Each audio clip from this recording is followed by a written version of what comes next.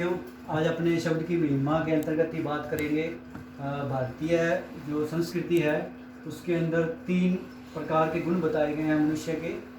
विद्या को अर्जन करने के बाद में और धन को अर्जन करने के बाद में मनुष्य के जो व्यवहार है वो डिपेंड किस पे करता है। रज, सत्व और तमस 3 प्रकार के गुण हैं मनुष्य के अंदर, और उनको संतुलित रखना भी मनुष्य के ऊपर मतलब निर्भर करता है। तो अपने उन 3 गुणों के बारे में वर्णन करेंगे। 3 गुण हैं। सबसे पहले है रजगुण। रजगुण में मनुष्य स्वार्थी हो जाता है और अपने स्वार्थ के लिए वो किसी को भी नुकसान पहुंचाने की उसकी प्रवृत्ति होती है। अपने स्वार्थ के लिए वो किसी को भी नुकसान पहुंचा सकता है। फिर होता है सत्व का गुण। सत्व का गुण है उसमें उस बंदे को सब कुछ अच्छा लगता है, जो भी वो देखता है सुनता है उसको सब अच्छा लगता है। तो वो सही और गलत का निर्णय नहीं कर पाता और उसकी मति हर लेता है। ये सत्व का गुण अगर ज़्यादा हो जाए तो इसमें उसकी मति हर लेता है। उसके बाद में अपने आता है तमस का गुण। तमस का जो गुण है वो मनुष्य अंधकार में जीता है। उसके आसपास क्या घटित हो रहा है वो किसी का अर्थ जानने की कोशिश नहीं करता है, बस अंधकार में जीता है। ऐसे ही और इग्नोरेंस, इसको इग्नोरेंस भी कह सकते हैं, वो इग्नोरेंस में जीता है। तो तमस का गुण अंधकार में जीना, वो किसी भी चीज़ का अर्थ जानने की, उसका तथ्य जानने की कोशिश नहीं करता। ये 3 प्रकार के हैं। अगर तीनों में से कोई भी अधिक हो जाएगा तो मनुष्य का व्यवहार असंतुलित हो जाएगा। तो आपको अगर संतुलित व्यवहार जीना है तो आपको इन तीनों में संतुलन की आवश्यकता पड़ेगी। इसके बाद अपने जो शब्द की महिमा के अंतर्गत कुछ रह गया था, कुछ शब्द हैं जैसे कि आरक्षण है। आरक्षण का जो अपने अगर इसका करेंगे संधि विच्छेद तो इसके आ उपसर्ग लगा हुआ है। आ का मतलब होता है तक।